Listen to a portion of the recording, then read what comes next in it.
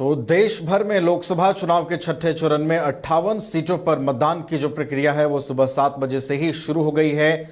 लोकसभा चुनाव के इस छठे चरण में देश भर में जहां 58 सीटों पर मतदान हो रहा है, वहीं अगर हम बिहार की बात करें तो बिहार में भी 8 सीटों पर मतदान की जो प्रक्रिया है वो चल रही है।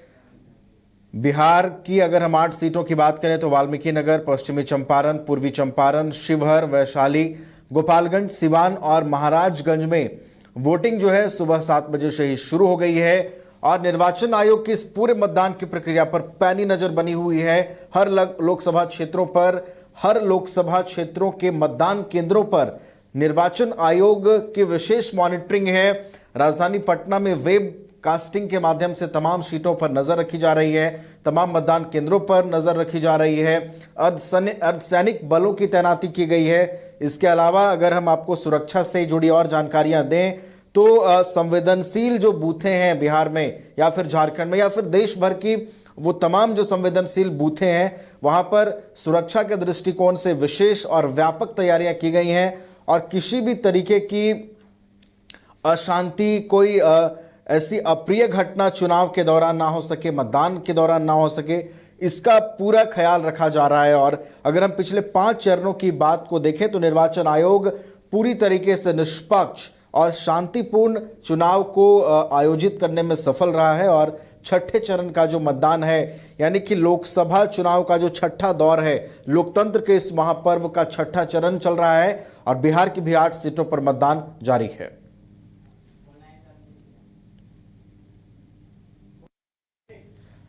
तमाम जानकारियों के साथ हमारे साथ वरिष्ठ सहयोगी अभिषेक फोन लाइन पर जुड़े हुए हैं, सीधे उनका रुख कर लेते हैं।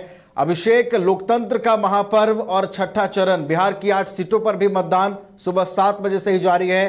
फिलहाल क्या अपडेट आपके पास पहुंचा है, किस तरीके से मतदान हो रहा है?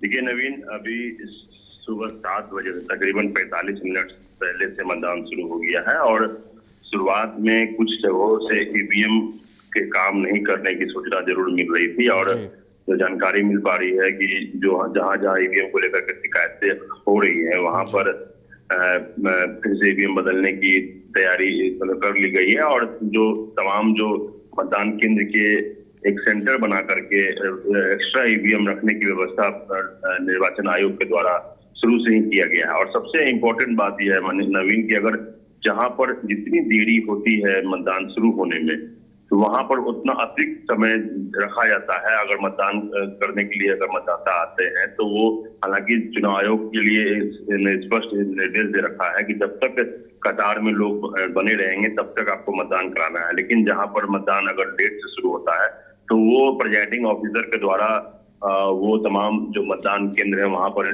चिन्हित किया जाता है और उन्हें इंफॉर्मेशन डीओ यानी कि जो जिला निर्वाचन पदाधिकारी यानी कि जो डीएम है, डीएम को दिया जाता है और डीएम आयोग को भेजता है रिपोर्ट। तो तमाम तैयारियां पूरी हो चुकी है और मतदान शुरू है। 45 मिनट का मतदान हो भी चुका है। यहीं पे जहां ईवीएम बदलने की जो बात आ रही है वो भी प्रक्रिया में है, लेकिन जो आज का जो छठा चरण है काफी मायनों में महत्वपूर्ण है। 8 सीटों पर जो मतदान हो रहे हैं वो कई ऐसे बाहुबली कहें कि बाहुबलियों का भाग्य दांव पे लगा हुआ है। खासकर अगर शिवहर की बात कर ले तो शिवहर में लवली आनंद, जो आनंद मोहन जो बहुत बड़े बाहुबली माने जाते हैं, उनकी पत्नी वहां पर खड़ी है। कहा जाता है कि वह लवली आनंद सिर्फ चेहरा है, मेन जो है वो आनंद मोहन ही है।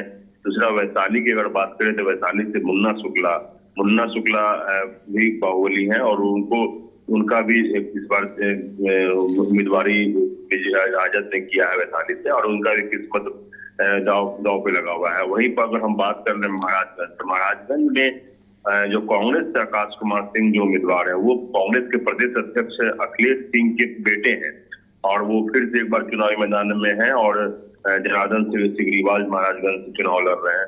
और काफी इंपॉर्टेंट सीट हो जाता है सिवान में त्रिकोणीय मुकाबला साफ दिख रहा है क्योंकि जदयू ने विजय लक्ष्मी को टिकट दिया है जो एनडीए के उम्मीदवार है। अवध बिहारी चौधरी जो राजद ने जिसको टिकट दिया है, जो पूर्व में विधानसभा अध्यक्ष भी रह चुके हैं और सिवान के पुराने नेता है, वो इंडिया गठबंधन के उम्मीदवार है। लेकिन जो शहाबुद्दीन की पत्नी है हिना साहब, वो निर्दलीय उतर करके इस पूरे मामले को काफी दिलचस्प बना दिया है, खास करके सिवान को लेकर के। और अगर मतलब जिस तरह शहाबुद्दीन का दबदबा रहा है और जो उनकी जो पकड़ है जनता के बीच में, वो एक काफी मुश्किल इन दोनों प्रत्याशियों के लिए जरूर हो गया, और खासतौर पर राजद के प्रत्याशियों के लिए। नवीन, बिल्कुल, कई ऐसे चेहरे हैं जो इस बार दांव पर लगे हुए हैं। आपने तमाम चेहरों का जिक्र किया अभिषेक, जिनका सियासी भविष्य कह सकते हैं मतदाता इस बार तय करेंगे। अभिषेक, एक और चीज बताइए, 8 सीट आज हैं बिहार में जिन पर मतदान हो रहा है। मतदान प्रतिशत को लेकर लगातार बात हो रही है, जिस तरीके से बिहार में वोटिंग परसेंटेज में उतार चढ़ाव देखने को मिल रहा है। इस बार के चरण में क्या लग रहा है अभिषेक? 8 सीटें हैं, क्या एक बार फिर से चुनाव में वोटिंग परसेंटेज इंक्रीज होगा या फिर वो डिक्रीज होगा?